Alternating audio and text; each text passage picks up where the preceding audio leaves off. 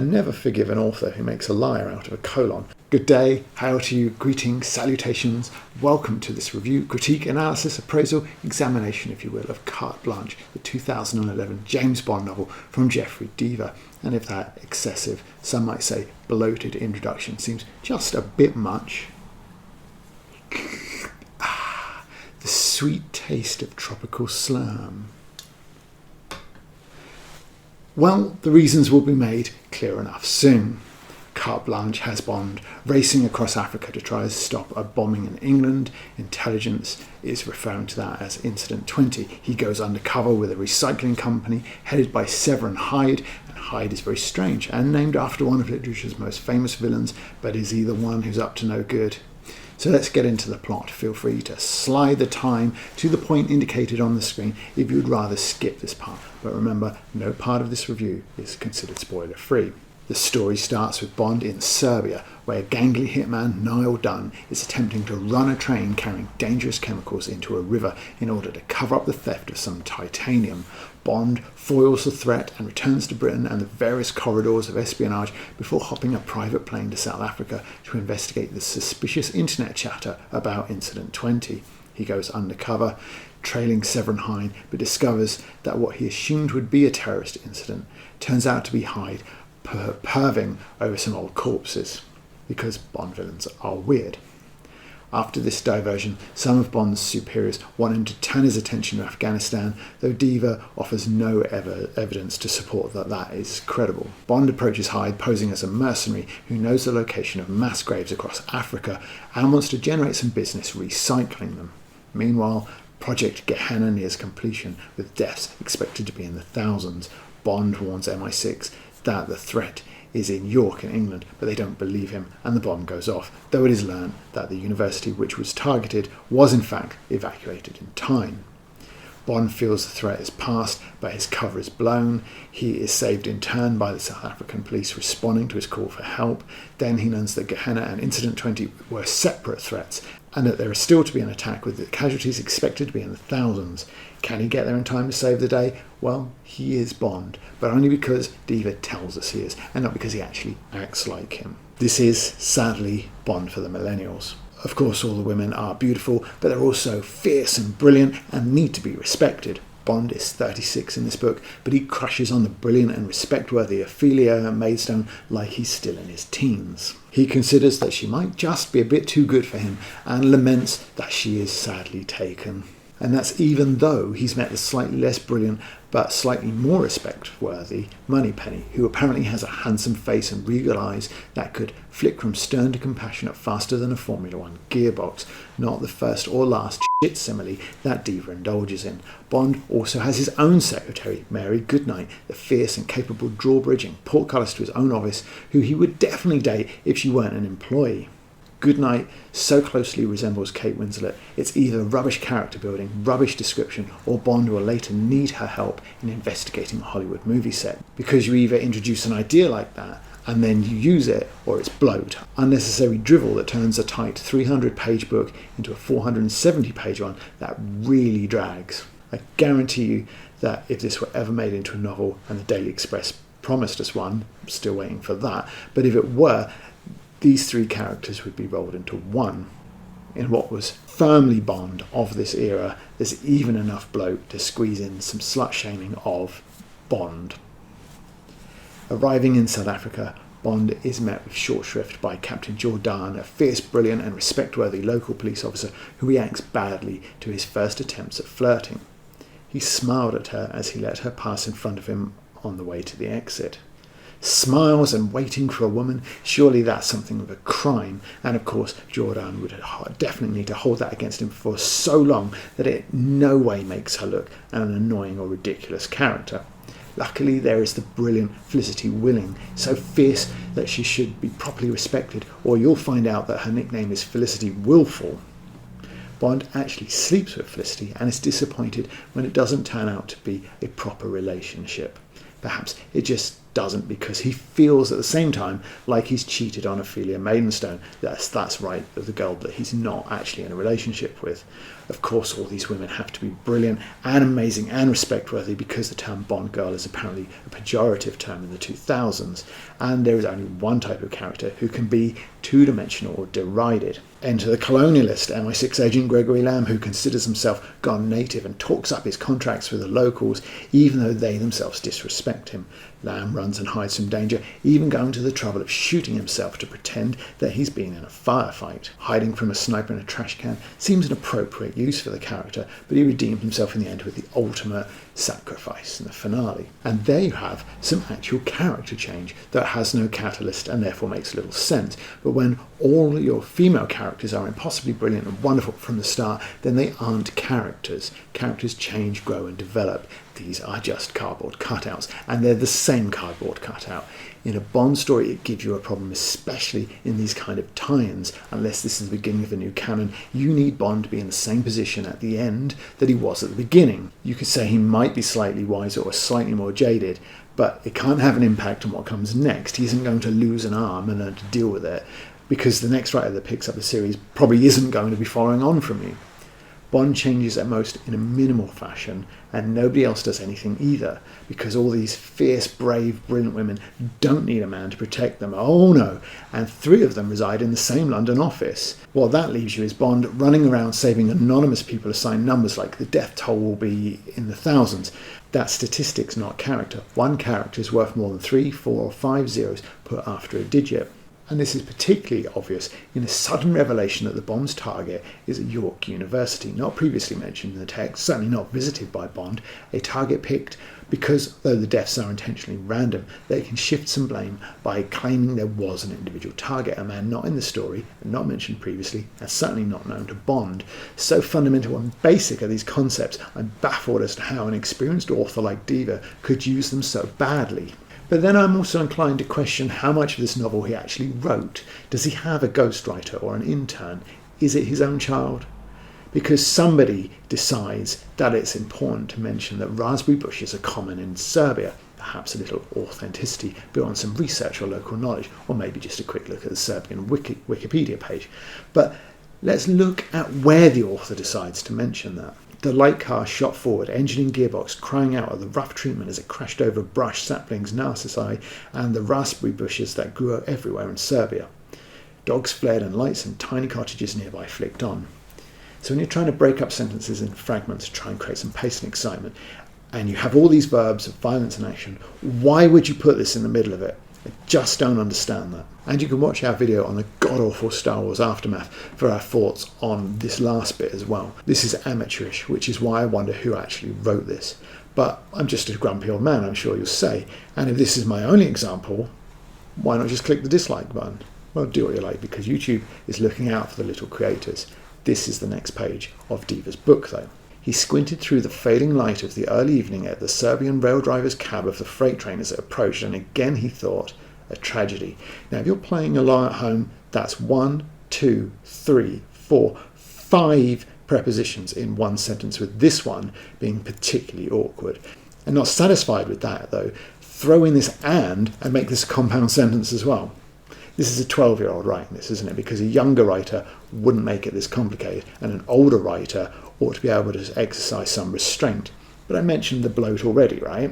Staying with this, though I'm sure between Deaver and myself there's at least 2 people that would like to forget it. Serbian railways in capitals.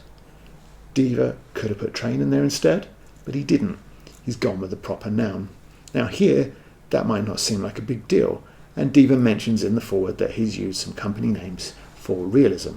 Bond pulled out his own Oakley sunglasses, wiped them clean, then pressed the dead man's thumb and index finger against the lens. Yes, if we take the brand name out of here, suddenly there's no realism there at all anymore. Bond's outfit, though, naturally has to be tasteful, and you need to know where to buy it. A navy blue canali suit, a white Sea Islands shirt, and a burgundy grenadine tie, the latter items from Turnbull and Asser. Onto his wrist he slipped the steel Rolex Oyster Perpetual. But what was the man of today drinking 11 years ago, I hear you ask, concerned reader?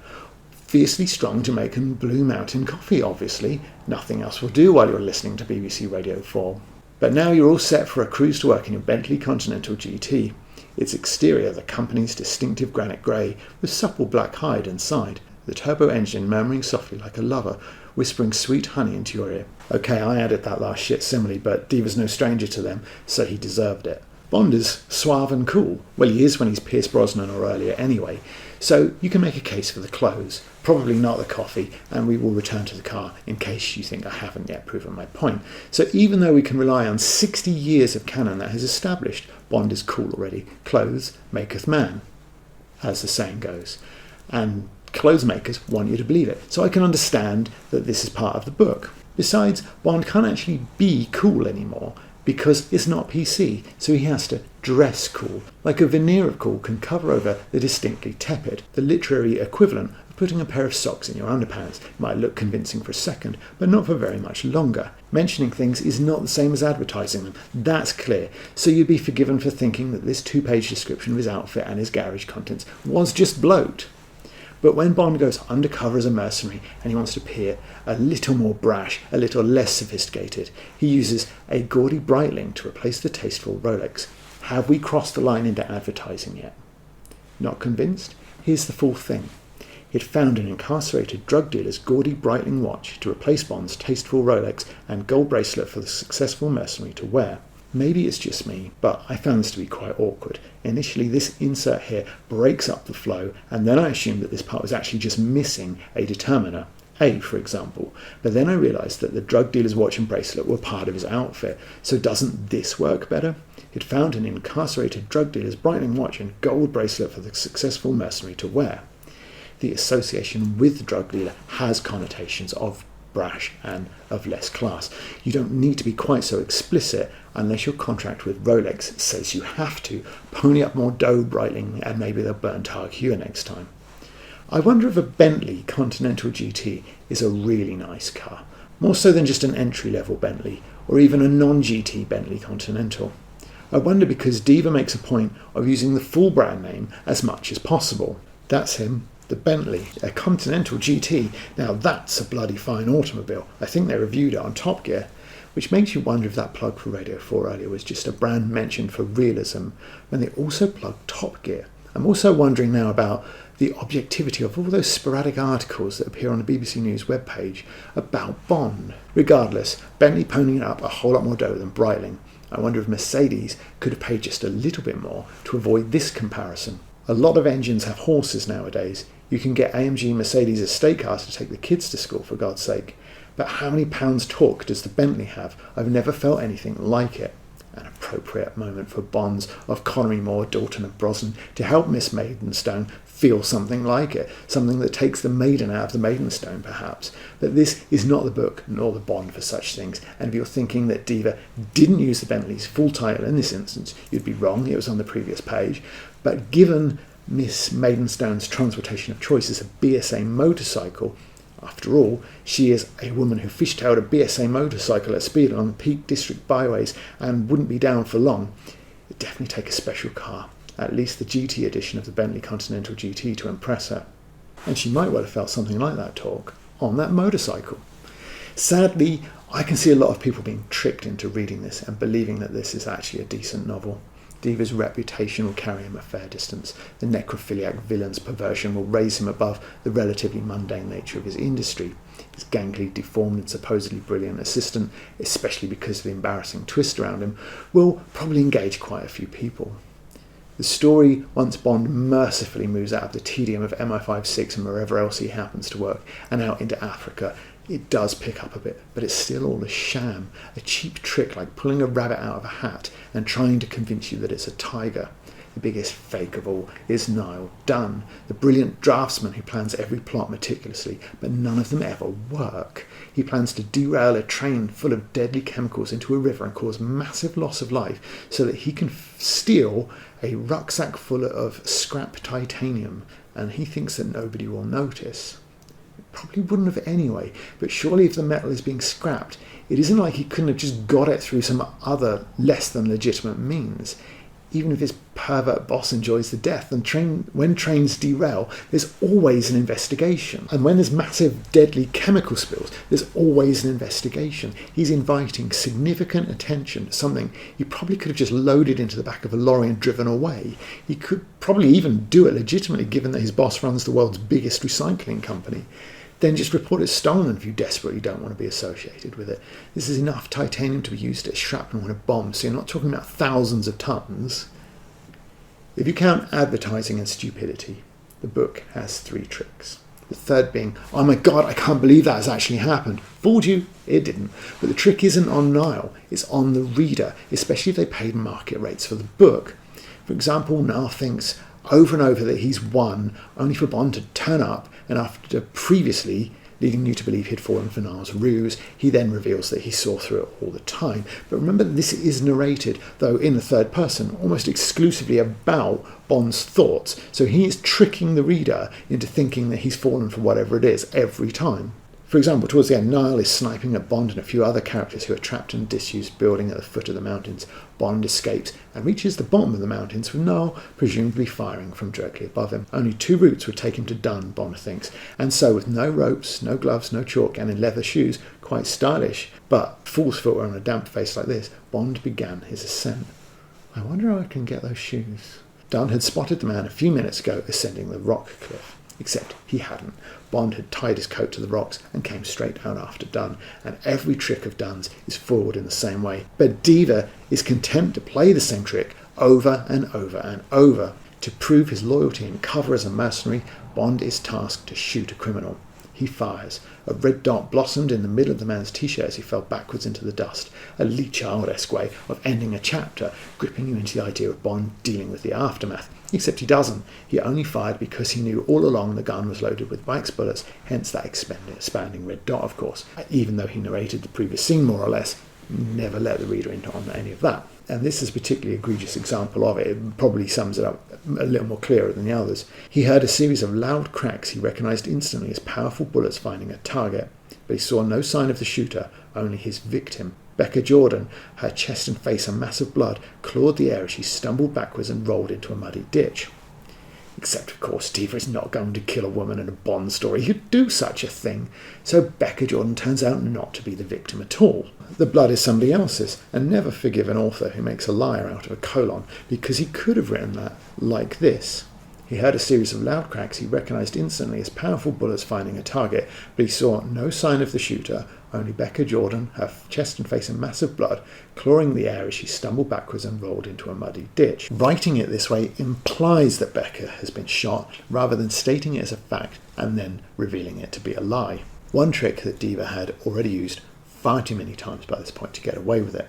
Occasionally, on a negative review, someone will ask me something along the lines of, why do you want to take this away from the fans? Absolute nonsense. I'm giving you my opinion, not trying to change yours. However, this is a rare occasion because I'm feeling a little bit different. If you did like this book, you were tricked. It's shamelessly awful, and I hope that you'll read it again and see through the smoke that this is a rare thing, a book that is genuinely terrible. In conclusion, get stuffed, Deaver. Get stuffed emo Bond and everybody responsible for you, and get stuffed book. Bond orders a drink. Crown whiskey, a double on ice, half a measure of triple sec, 2 dashes of Angostura, twist of orange peel, not a slice. He's mightily proud of this concoction and tells his date words to that effect. She's impressed because he's suave, and suave people enjoy getting drinks with spit in them, because anyone who's that much of a twat is getting spit in their drink. Deaver might do meticulous research, but he never asked barman what kind of drinks they spit in. So I'm going to leave you with just a couple of my favourite of Deaver's crap similes. Silence washed in unpleasantly, like a tide polluted with hospital waste. Sorry, that one gets me every time. That's just so awful. He managed to keep his obsession for her buried, as hidden and as explosive as a VS-50 landmine. Other landmines presumably are available.